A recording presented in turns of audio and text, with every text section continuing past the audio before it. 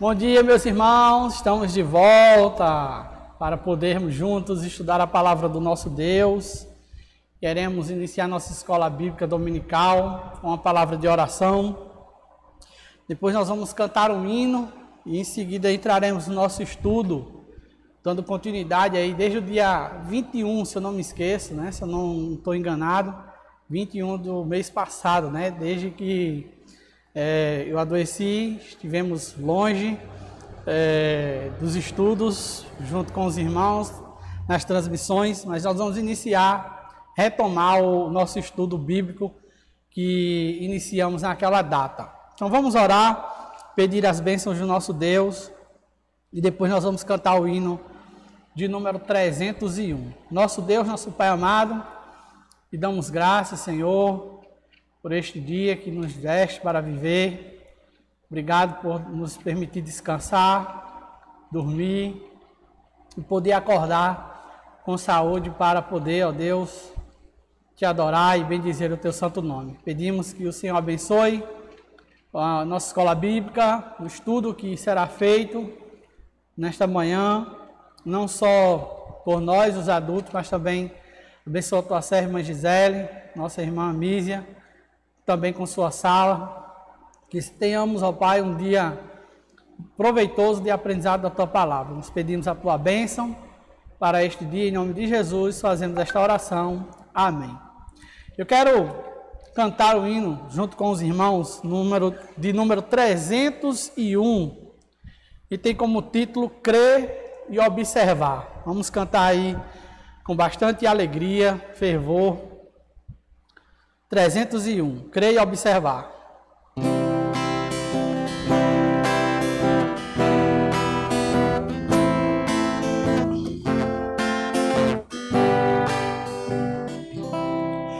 Em Jesus confiar, sua lei observar, ó que gozo, que bênção, que paz, satisfeito guardar tudo quanto ordenar, alegria perene nos traz. Creia observar tudo quanto ordenar, o fiel obedece ao que Cristo mandar. O inimigo falaz e a calúnia mordaz, Cristo pode desprestigiar. Nem tristeza, nem dor, nem a intriga maior poderão ao fiel abalar. Creia observar tudo quanto ordenar, o fiel obedece ao que Cristo mandar. Que delícia de amor, comunhão com o Senhor, tem o crente zeloso e leal, o seu rosto mirar, seus segredos privar, seu consolo constante e real. Creia observar tudo quanto ordenar, o fiel obedece ao que Cristo mandar. Resolutos, Senhor, e com fé ele ardor, os teus passos queremos seguir, teus preceitos guardar, o teu nome exaltar, sempre a tua vontade cumprir. Creia observar tudo quanto ordenar, o fiel obedece ao que Cristo mandar. Amém?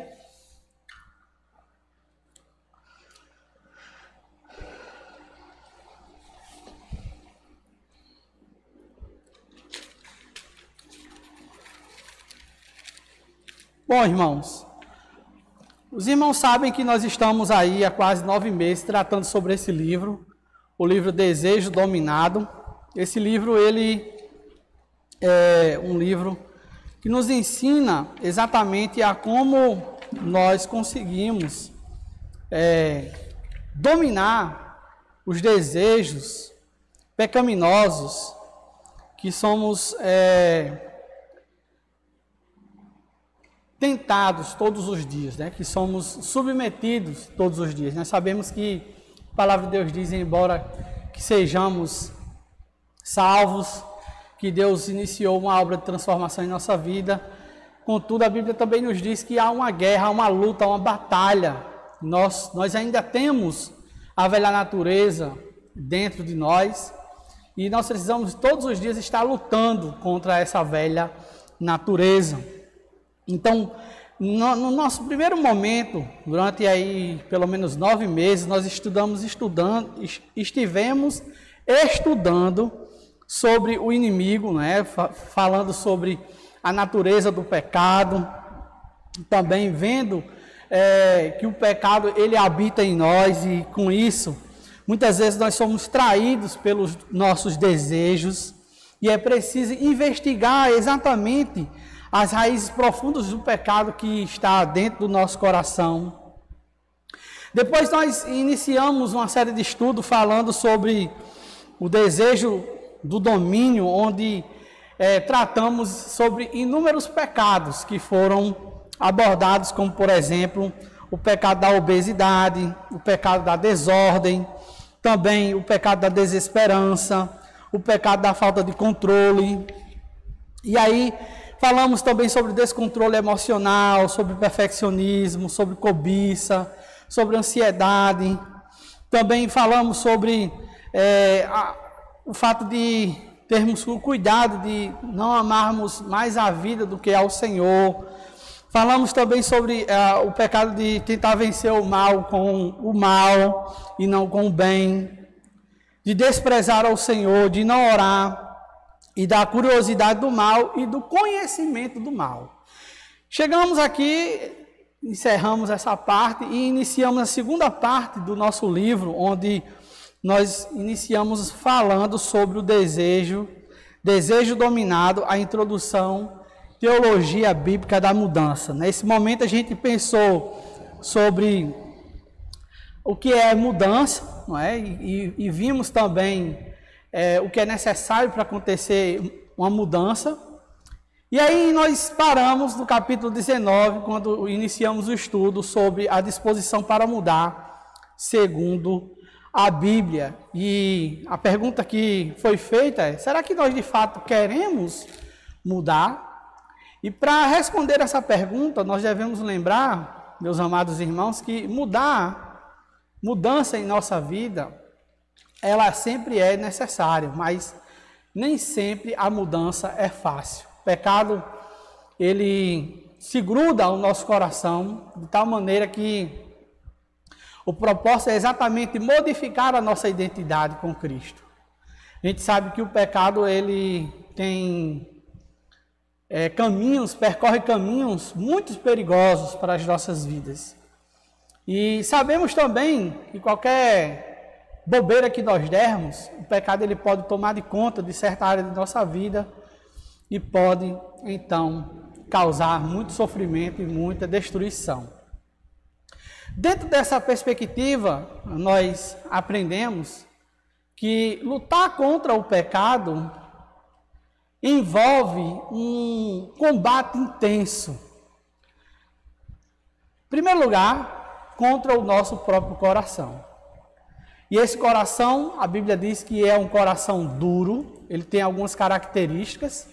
É um coração duro, é um coração cego, é um coração tolo, é um coração corrompido, que precisa de todos os cuidados necessários para que nós não cedamos ao pecado e assim passamos a colher o fruto amargo do pecado. Mas também, em segundo lugar, envolve uma luta ferrenha, espiritual, contra as forças do mal. Nós sabemos muito bem que o pecado, ele também é algo espiritual, porque a gente percebe que a palavra de Deus nos diz que existe entidades espirituais que estão trabalhando exatamente para promover a degradação espiritual, o pecado na vida das pessoas. E sabemos, meus amados, que o pecado é um mal que se tornou comum e descreve não somente o que fazemos, mas aquilo que nós somos. A gente vê o apóstolo Paulo, lá em Romanos capítulo 3, no verso número 11, 12, ele diz: não há quem entenda, não há quem busque a Deus, todos se desviaram e juntamente se tornaram inúteis, e não há quem faça o bem, não há nenhum sequer. Então, irmãos, não podemos brincar com o pecado. Todos esses pecados que eu citei aqui na introdução da nossa aula, são pecados que nós precisamos tomar todos os devidos cuidados e, de fato, dispor o nosso coração para mudar, aprender a mudar, para que possamos dominar todos aqueles pecados que foram citados.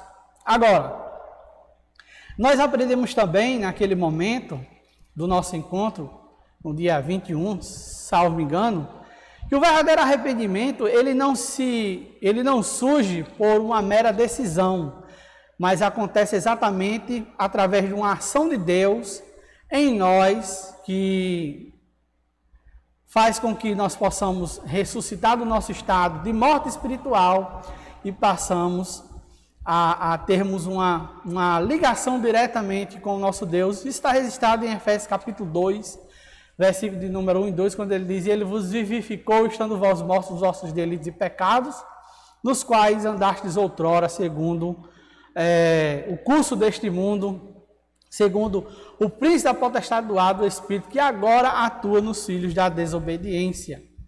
Então, naquela ocasião, nós vimos que o pecado, ele pode ser visto, dentro de três aspectos.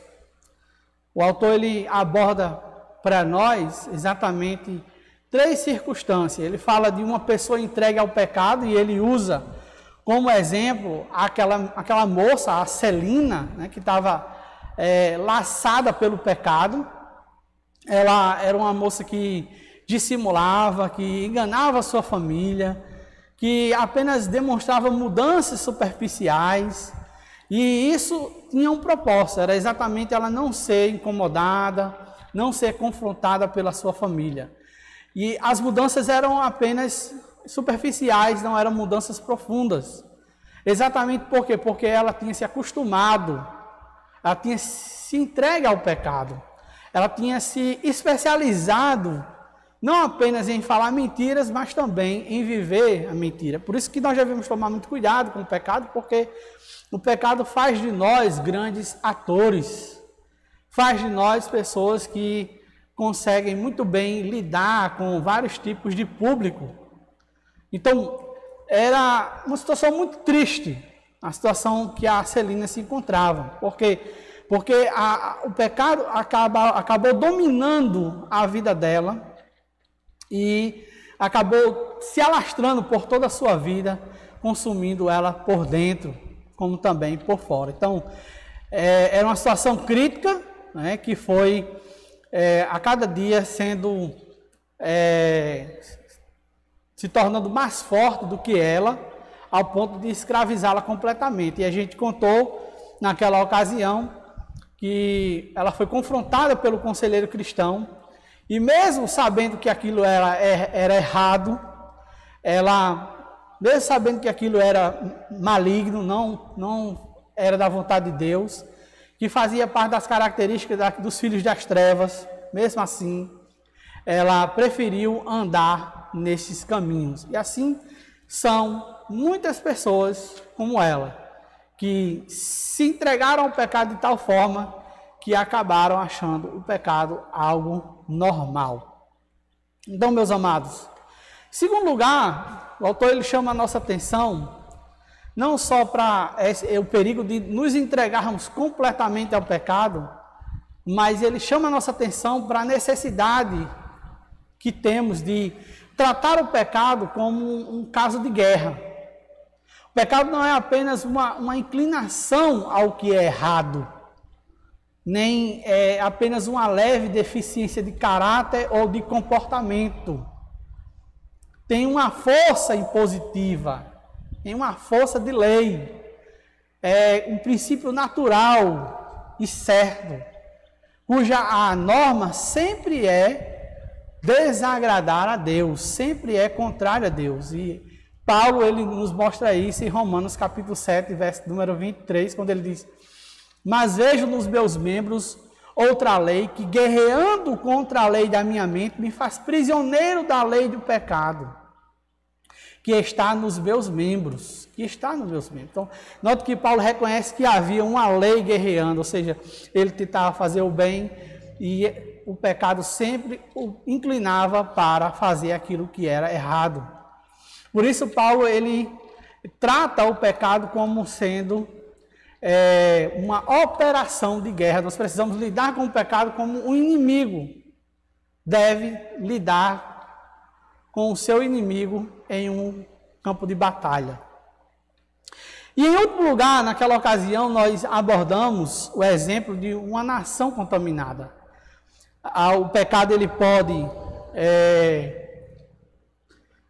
acabar dominando a vida de uma pessoa, pode se transformar em um campo de guerra, mas também pode chegar ao ponto de contaminar até toda uma nação.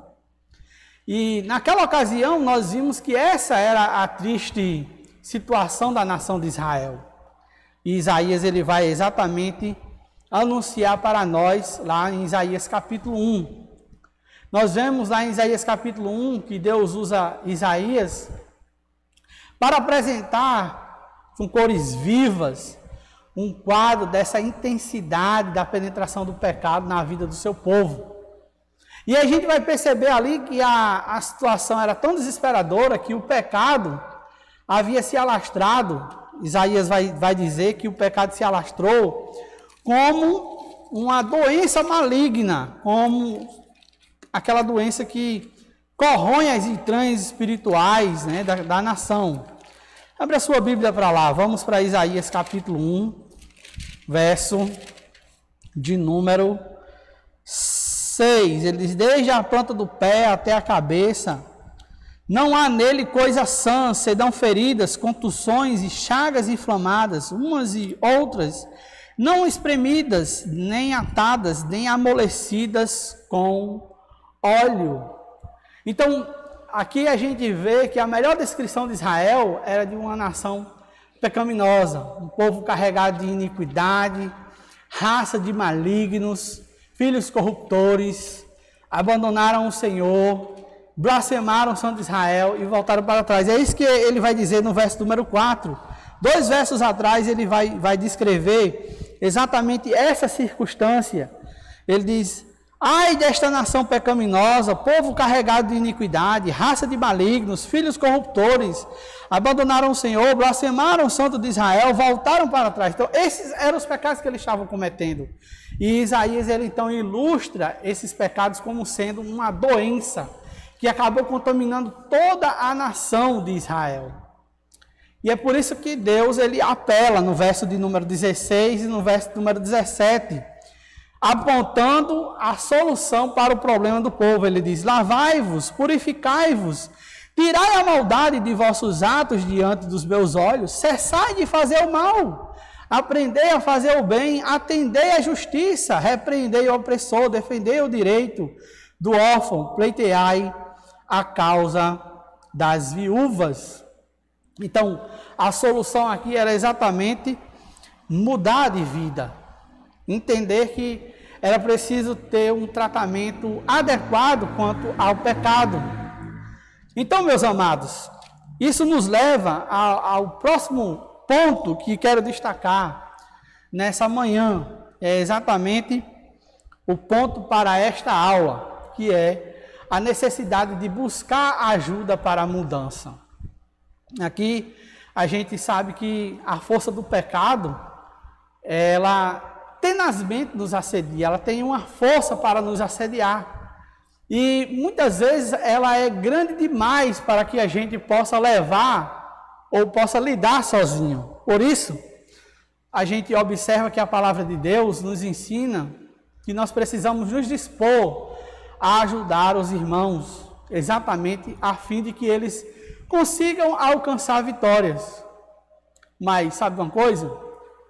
Muitas vezes nós precisamos do estímulo do companheiro para que a gente não fraqueje nessa luta.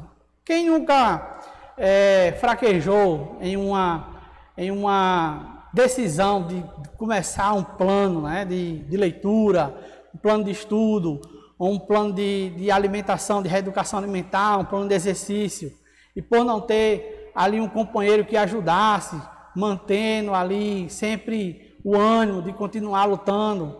Quem nunca fraquejou? Muitas pessoas fraquejam, é comum muitas pessoas fraquejarem porque não contam ali com alguém para auxiliá-lo. E na vida espiritual também não é diferente. Nós precisamos também, muitas vezes, de ajuda, da ajuda do irmão para que a gente possa então progredir cada vez mais na nossa fé. Lá em Isaías 41, no verso número 6, diz assim: um ao outro ajudou e ao seu próximo disse, ser forte. E a gente sabe, meus amados, que é muito importante esse companheirismo, esse auxílio dos amigos na fé para o nosso crescimento espiritual. Por quê? Porque ser confrontado e receber com mansidão a confrontação são indicações de sabedoria, conforme nos ensina o livro de Provérbios. Lá em Provérbios capítulo 12, no verso número 21, diz: quem ama a disciplina, ama o conhecimento, mas que aborrece a repreensão, mas quem aborrece a repreensão é estúpido. Então veja que amar a disciplina e amar o conhecimento estão intimamente ligados. E sábio é aquele que não aborrece, não fica aborrecido com a repreensão do seu irmão, que tenta lhe ajudar a crescer na vida cristã. Portanto, o estúpido é o que despreza a repreensão e não atende para a instrução do seu amigo quando quer que ele melhore, quando quer que ele cresça, desenvolva na sua carreira cristã. Então, o estúpido é o que despreza a repreensão salutar e a correção que livra do mal. A gente tem esse princípio muito bem ilustrado em Provérbios capítulo 15, no verso número 10, quando ele diz: disciplina rigorosa há para o que deixa a vereda, e o que odeia a repreensão, esse morrerá. Então, é verdade que nem sempre, meus irmãos, vai ser agradável ouvir a correção aplicada pelo nosso irmão, pelo nosso amigo. Muitas vezes nós não vamos entender ali naquele momento, mas nós devemos lembrar que sem atrito, nunca nós vamos nos livrar da ineficiência espiritual, né? A Bíblia diz que como um ferro se aferra, assim um amigo afia o seu irmão, né? Aliás, são as feridas feitas pelo aquele que ama, né? Então, o verdadeiro amigo, ele fala a verdade na nossa frente, nos defende em nossas costas, né? E sempre quer o nosso bem. Então, note, meus amados, que em quinto lugar, é necessário também um processo bíblico de mudança. É necessário não somente ajuda para a mudança, mas também entender que a mudança, para acontecer de forma eficiente, ela precisa de um processo. E aqui eu quero dizer para você que a falha em mudar, ela acontece muitas vezes porque ela é associada a uma metodologia ineficaz ou a uma tendência exatamente de querer fugir da dor. Muitas vezes as pessoas elas falham em mudar porque elas não estão dispostas a pagar o preço.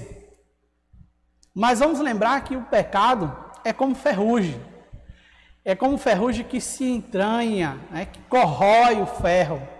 E que não tem como deixar o metal ele brilhar como ele deveria brilhar, puro, sem o atrito, sem a purificação, sem a dor que é causada pelo atrito da lixa no metal. Então, muito provavelmente, vamos lembrar que é necessário resistir, é necessário pagar um preço para que a mudança possa de fato acontecer em nossa vida.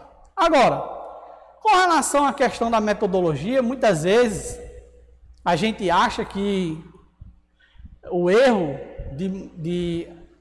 que a mudança, né, é somente vencer o mau hábito. E isso é um erro.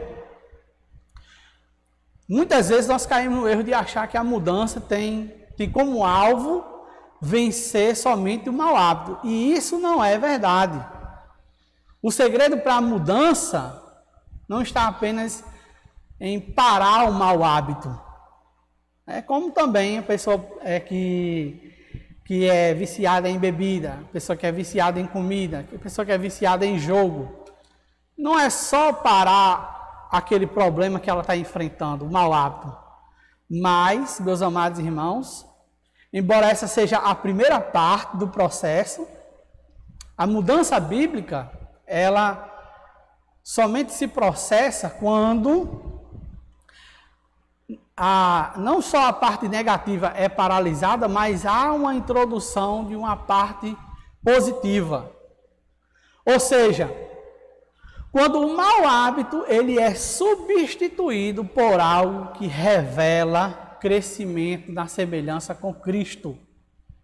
Isso é o que a gente poderia chamar exatamente de princípio de tirar e pôr. Vou dar aqui um exemplo. Eu lembro que quando eu era novo convertido, eu obviamente vim do mundo muito sobrecarregado, sujo, com muita sujeira, né? Maus comportamentos, pensamentos errados, uma cultura totalmente distorcida, ao ponto de, às vezes as pessoas falavam palavras que lá no mundo tinham uma conotação, quando se usava a palavra no contexto cristão, eu pensava de forma errada, ou da mesma forma era uma música que estava na minha mente. Aí eu ficava assim, meu Deus, como é que eu vou lidar com isso? Como é que eu vou conseguir lidar com todas essas coisas? Eu não posso mais pensar dessa forma, não posso mais ouvir essas músicas. De repente eu estava andando no meio da rua e me pegava cantando uma música antiga. E o que é que eu fazia? Eu simplesmente aprendi isso, ninguém me ensinou, mas eu simplesmente usei esse método. O método era lembrar de uma música da igreja e eu começava a cantar a música da igreja, né? Então, automaticamente eu esquecia aquela música que eu estava ouvindo, na minha mente, né? Que eu estava lembrando na minha mente, porque eu tinha substituído pela música que agradava ao Senhor. Então, era dessa forma que o mau hábito ele foi sendo vencido. Então, irmãos, eu quero chamar a sua atenção, convidar você para abrir sua Bíblia lá para Efésios capítulo 4. Abra sua Bíblia para lá, para Efésios capítulo 4. Vamos abrir para lá. Vamos fazer aqui a leitura de uma passagem bíblica. Efésios capítulo 4, versos de número 22 a 24. Esse princípio do tirar e pôr, ou do despojar e revestir, ele se encontra especialmente na literatura paulina, né? Nos livros, nas cartas de Paulo.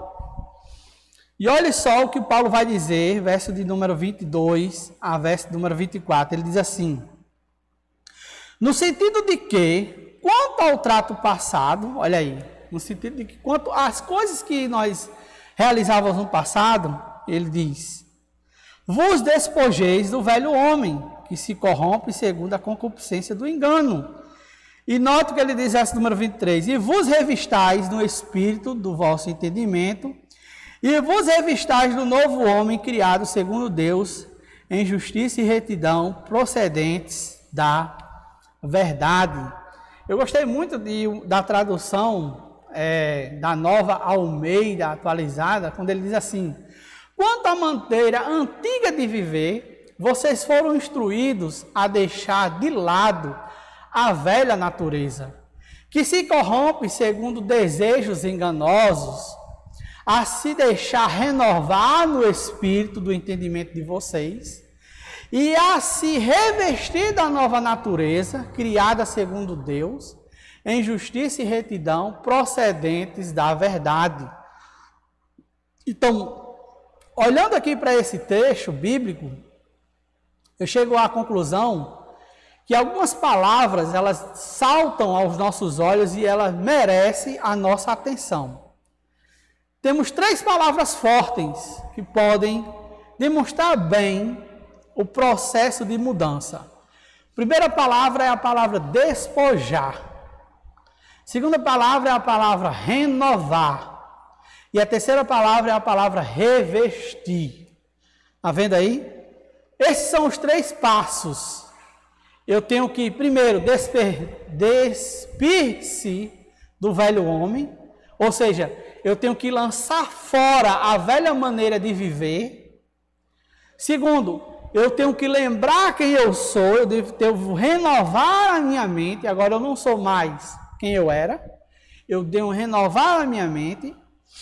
E agora, terceiro lugar, eu tenho que revestir-se do novo estilo de vida. Porque eu sou agora uma nova criatura. Eu sou um novo homem. Paulo diz, criado segundo Deus, em justiça e retidão, procedente da verdade. Então, irmãos, o pecado nos adentrou para fazer o mal. E agora nós precisamos reaprender a fazer o bem. Como disse o profeta, né, lá em Isaías, quando ele disse que o povo deveria se lavar, se purificar, tirar a maldade dos vossos atos, dos vossos olhos, cessar de fazer o mal e aprender a fazer o bem. É exatamente isso que tem que acontecer com cada um de nós, com aquelas pessoas que estão chegando na igreja. Elas precisam aprender a fazer o bem. Elas precisam deixar lá fora as práticas pecaminosas que elas aprenderam no mundo e passar a aprender as práticas novas dos filhos de Deus. Então eu destaquei hoje aqui que existe a necessidade de nós buscarmos ajuda para a mudança. Também destaquei que o processo bíblico para a mudança envolve, meus amados irmãos, o princípio de tirar e pôr, né? Ou seja, não é só fazer cessar o mau hábito, mas substituir o mau hábito por uma atitude positiva, por aquilo que realmente deve ser a nova norma, o novo padrão de vida para a vida dos filhos de Deus. E eu destaquei que isso ocorre exatamente pelo processo de despojar, renovar e revestir-se. Mas em último lugar, eu quero destacar que é necessário um plano para a mudança. Então, a ordem de deixar os velhos padrões, os velhos atos e as velhas tendências exige de nós identificação cuidadosa de tais elementos, seguindo a confissão acerca daquilo que desonra a Deus. Então a gente vai seguir aqueles elementos, né? O despir-se, o renovar e o revestir, e lembrando que é importante também sempre haver uma confissão do pecado, daquilo que desonra a Deus. Precisamos criar em nossa consciência o ato de reconhecer que o pecado não é algo normal, é algo que nos faz mal, que devemos manter longe de nós. E o pecado, quando nós somos surpreendidos e caímos no pecado, automaticamente nós devemos confessá-lo a Deus. Como disse 1 João capítulo 1, versículo 8 e 9, ele disse: se dissermos que não temos pecado nenhum, a nós mesmos nos enganamos e a verdade não está em nós. Se confessarmos os nossos pecados, ele é fiel e justo para nos perdoar os pecados e nos purificar de toda injustiça. Então, irmãos, é como lançar fora uma roupa suja. É isso que nós precisamos fazer com o pecado. Aqui não estamos pensando em pecados ocasionais, mas em pecados que revelam padrões de comportamento. Então, por exemplo, a prática da mentira. Não, a prática da mentira, ela precisa ser lançada fora como uma roupa suja e imunda precisa ser lançada. E o Espírito Santo, ele vai usar a palavra de Deus para nos ajudar a identificar tais pecados. Vamos lembrar o que Paulo disse lá em 2 Timóteo, capítulo 3, verso número 16 e 17, quando ele diz: toda a escritura é inspirada por Deus, é útil para o ensino, para a repreensão, para a correção, para a educação na justiça, a fim de que o homem de Deus seja perfeito e perfeitamente habilitado para toda boa obra. Paulo também diz a Tito, lá em Tito capítulo 1, versículo número 9, que o servo do Senhor deve ser apegado à palavra fiel, que está de acordo com a doutrina, para que possa exortar pelo reto ensino e convencer os que contradizem este ensino. Então veja que o processo de mudança não se completa apenas pelo reconhecimento e confissão de pecado. Mas podemos ver isso de maneira, da forma como Paulo, ele trata exatamente o pecado. Não é só a gente confessar o pecado, mas é preciso também ter um plano para lidar com o pecado. E a gente percebe isso em Efésios capítulo 4. Voltem aqui para o capítulo 4 de Efésios, verso de número 25 a 29. E veja o que é que Paulo diz. Ele diz assim: por isso, deixando a mentira, fale cada um a verdade com o seu próximo, porque somos membros uns dos outros. Veja, o que que Paulo faz aqui, até o verso de número 29. Ele cita um pecado e ele cita a solução. Se você mente, não minta mais, fale a verdade. Está vendo? Em cada caso, Paulo ele identifica o pecado e apresenta o substituto que aparece quando a mudança real acontece. Vamos continuar. Ele diz: irai-vos e não pequeis, não se põe o sol sobre a vossa ira, nem deis lugar ao diabo. Vendo?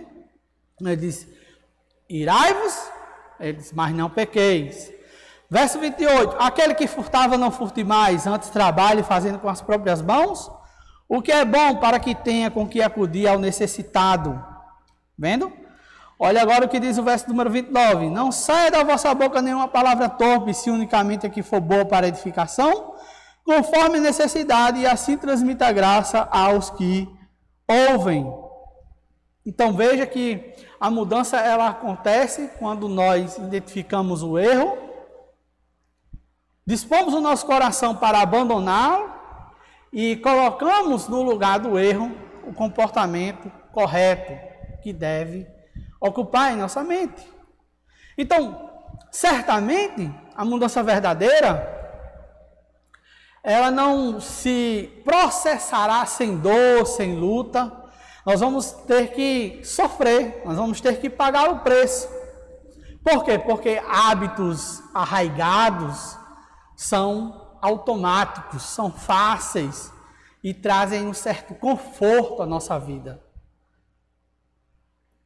E nós sabemos que reaprender comportamentos, mudar, vai exigir de nós sofrimento, vai exigir de nós todo um processo de reaprendizado. E aí, meus amados irmãos, nós sabemos que devemos entender que os maus padrões, eles são estilos de vida que são aprendidos,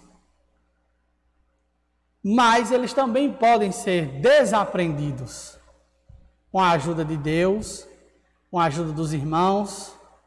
Nós vamos substituindo os maus hábitos pelos hábitos que agradam a Deus. E isso ocorre quando nós nos exercitamos na piedade. Então, à medida que eu e você, a gente vai perseverando em obediência, aquilo que antes parecia ser lucro, aquilo que antes parecia ser divertido, aquilo que parecia antes inundar o nosso coração de alegria, vai sendo considerado como lixo. O apóstolo Paulo ele disse lá em Filipenses capítulo 3, no verso de número 7.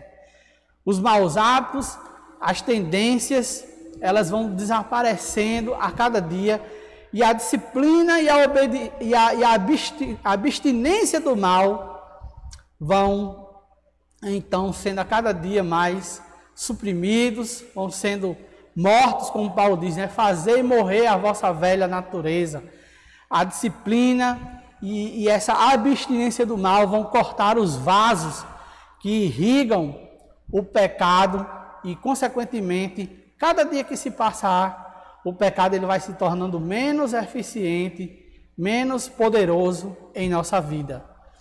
Olhe só comigo o que diz a palavra de Deus lá em Tiago, capítulo 1, verso de número 21 a 25. Ele diz assim: pelo que, despojando-vos de toda sorte de imundícia e de todo vestígio do mal, recebei com mansidão a palavra em vós implantada, a qual é poderosa para salvar as vossas almas. E sede cumpridores da palavra e não somente ouvintes, enganando-vos a vós mesmos, pois se alguém é ouvinte da palavra e não cumpridor, é semelhante a um homem que contempla no espelho o seu rosto natural, porque se contempla a si mesmo e se vai, e logo se esquece de como ele era. Entretanto, aquele que atenta bem para a lei perfeita, lei da liberdade, e nela persevera, não sendo ouvinte esquecido ou ouvinte negligente, mas executor da obra, este será bem-aventurado naquilo que fizer. Então veja que Tiago nos diz que a gente deve nos despojar da imundícia e de todo o mal, né? E como é que a gente faz isso? A gente faz isso não só reconhecendo que o pecado faz mal para nós, mas a gente também precisa receber a palavra que foi implantada em nós. Nós devemos então interiorizar a palavra de Deus em nossos corações, para que ela possa então produzir a mudança, a transformação necessária, possa se tornar o nosso padrão e estilo de vida. Então, acima de tudo, a pessoa que deseja mudar, ela precisa ser específica no que diz respeito aos seus problemas e deve começar fazendo uma oração. Aquela oração que Davi faz lá no Salmo de número 139, verso de número 24, quando ele diz assim: sonda-me, ó Deus, e conhece o meu coração, prova-me e conhece os meus pensamentos. E conhece os meus pensamentos. Vê se há em mim algum caminho mau e guia-me pelo caminho eterno. O que nós aprendemos hoje aqui, meus amados irmãos? Nós recapitulamos o nosso estudo sobre a disposição para mudar segundo a Bíblia e destacamos que essa mudança, para ela acontecer, nós precisamos lembrar que ela exige de nós um combate intenso. Um combate intenso contra o nosso coração, que é um coração duro, que é um coração cego, que é um coração tolo, que é um coração corrompido. Essa luta é não somente contra o nosso coração, mas é também uma luta espiritual, contra as entidades malignas, né, as forças das trevas que consequentemente e constantemente tenta nos levar para longe de Deus. Destaquei também que devemos tomar cuidado, porque o pecado ele é tão perigoso ao ponto de fazer com que a pessoa ela acabe se entregando completamente ao pecado, ao ponto de que o pecado passa a se tornar algo normal na vida da pessoa. E eu usei o exemplo da Celina, aquela jovem que era uma jovem dissimulada, era uma jovem que apenas demonstrava mudanças superficiais e tinha exatamente o intuito de não ser incomodada, de não ser confrontada pelas pessoas. Reconhecia o erro, reconhecia que aquele erro não agradava a Deus, mas mesmo assim ela estava disposta a continuar, ela estava obstinada a continuar no seu próprio pecado. Destaquei também que o pecado deve ser visto por nós como Paulo viu, como uma operação de guerra, um caso de guerra, que nós lutamos constantemente contra o pecado. E vimos também que o pecado ele tem o poder de acabar destruindo a vida das pessoas como uma doença que acaba contaminando toda a estrutura, todo o corpo do ser humano. E nessa ocasião a gente aproveitou para avançar e mostramos que é necessário buscar ajuda para mudança. E essa ajuda, ela é importante por quê? Porque quando temos alguém para nos auxiliar, não só para nos ensinar, mas para nos repreender, nos corrigir, isso vai nos ajudar a cada dia a nos tornarmos pessoas melhores. E vimos também que essa mudança, ela requer um processo, e esse processo nada mais é do que não somente parar um comportamento errado, um mau hábito, mas introduzir um hábito correto, uma ação positiva. E mostrei para os irmãos aqui nessa ocasião que Paulo chama do princípio do tirar e pôr, ou despir e revestir. E nessa ocasião, 3 palavras chamam a nossa atenção nesse processo, que é o despojar, o renovar e o revestir. Então, primeiro, eu me despojo daquilo que não agrada a Deus, as velhas práticas, né? Eu renovo a minha mente, tendo consciência de quem eu sou agora. Eu sou uma nova criatura, sou um novo servo de Deus, criado, né, em Cristo Jesus, para andar segundo a justiça. E eu preciso, então, reaprender o comportamento que agrada a Deus, o comportamento dos filhos de Deus. Precisa então deixar os comportamentos antigos e precisa então substituir pelo comportamento dos filhos de Deus. Então, e por último, nós vimos aqui que é necessário exatamente desenvolver um plano para mudar. E esse plano, ele requer de nós exatamente mais do que apenas confissão de pecados. Nós precisamos estar dispostos, exatamente, meus amados irmãos, a substituir aquilo que é errado por aquilo que é certo, como Paulo ensinou em Efésios capítulo 4, né? Para cada coisa errada, a gente substitui com uma coisa que agrada a Deus, com uma coisa que é certa, né? Como ele diz aqui, deixa a mentira, fale a verdade, né? Não furte mais, mas trabalhe. Não saia da vossa boca a palavra torpe, mas sim aquela que for boa, unicamente que trouxer edificação para a vida das pessoas. Então, dessa forma, a mudança ela vai acontecer. Agora, eu quero encerrar o nosso estudo trazendo um pequeno exercício para que a gente possa praticar em nossa casa, a nível de reflexão, tá bom? O exercício ele consiste da seguinte maneira: você vai pegar o exemplo de Efésios capítulo 4, verso de número 25 a 29, e você vai fazer uma avaliação dos pecados que habitualmente estão exercendo domínio sobre você. Quais são os pecados? Então, a semelhança de Efésios capítulo 4, versículo de 25 a 29. Né? Então, você vai fazer uma reflexão. Espera aí, eu estou tendo problema com ira. O que é que a Bíblia diz que eu devo fazer quando eu estiver irado? Né? Então, você vai, para cada um dos pecados que você conseguir identificar na sua vida, você vai relacionar um texto bíblico que toca o problema, que toca no problema, e você vai escrever a mudança que você deseja alcançar. Então, eu não quero mais me irar, eu quero ser uma pessoa paciente. Né?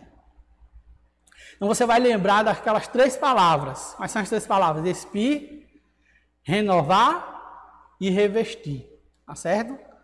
Faça esse exercício aí. Eu tenho um problema, não com a ira, mas eu tenho um problema com o vício. Né? Que você é viciado em quê? Qual é o vício que está...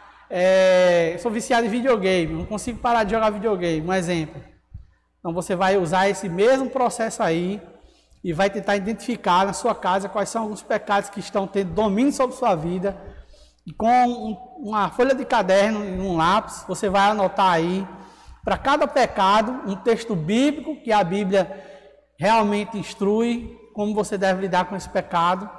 E aí você vai anotar quais são esses pecados, quais são os textos bíblicos e seguir sempre esse exemplo: despir, renovar e revestir. Tá certo? E para ajudar, você pode procurar um irmão da sua confiança, né? Para tentar lhe acompanhar e fazer junto com você. Até pedir que ele lhe ajude e tente identificar se ele consegue ver na sua vida algum pecado que você precisa dominar, que você precisa controlar em sua vida, tá bom? Então, nós vamos ficar hoje por aqui. Na semana que vem, se Deus assim nos permitir, a gente continua o nosso estudo no próximo capítulo 20. Lembrando que hoje à noite nós teremos o culto, né? O culto com todos juntos, né? O culto solene, domingo à noite. Começa o culto às 18 horas, tá bom? O culto ainda não é presencial no domingo, mas a gente vai, cada um nas suas casas, vocês vão poder acompanhar e a gente vai vir aqui para a igreja para poder transmitir o culto, tá certo? Qualquer dúvida, qualquer preocupação, você tiver, você pode entrar em contato conosco, a gente está pronto para ajudar, para orientar você, tá certo? Então, lembrando aí que o culto começa hoje às 18 horas, tá? Então, esteja atento, nós vamos estar abordando o assunto, né? É Páscoa, nós estamos aí na Semana Santa, e esperamos que Deus possa falar grandemente aos corações que vão ouvir a mensagem da Palavra de Deus.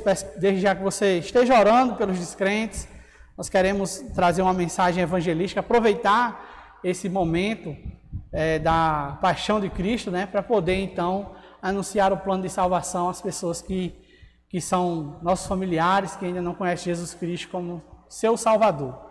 Então vamos orar encerrando nossa escola bíblica e depois nós vamos nos despedir em paz para os nossos lares. Nosso Deus, nosso Pai amado, te damos graças pela tua palavra, que pudemos estudar nessa manhã.